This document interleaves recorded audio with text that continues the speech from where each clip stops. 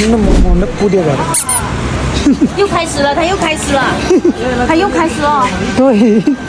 Start പണി വെച്ചു അതേനാലേ നിരശിച്ച 你车在那边，哎，我刚刚停到这里。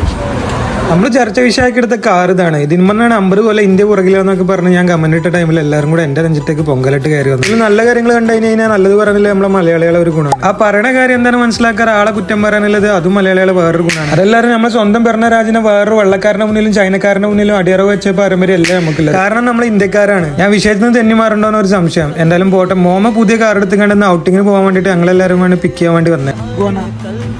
叫他呀。我不知道。你好，爱看。妈妈，我们在。你好，艾哥。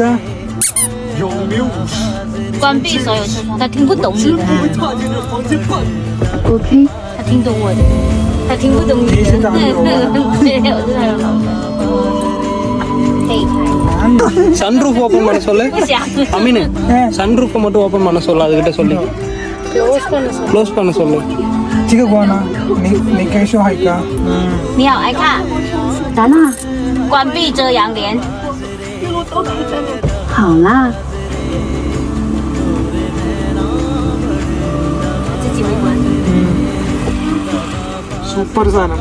പുതിയ കാർ എടുത്തിന്റെ സന്തോഷത്തിലാണ് മോമോ. എന്തായാലും ഞങ്ങൾ ഒരു ഔട്ടിങ്ങിനൊക്കെ പോയി വരാം. ബാക്കി കാര്യങ്ങളായിട്ട് നാളെ കാണാം. ചാനൽ ലൈക്ക് ചെയ്യുക, സബ്സ്ക്രൈബ് ചെയ്യുക, ബൈ ചെയ്യാൻ.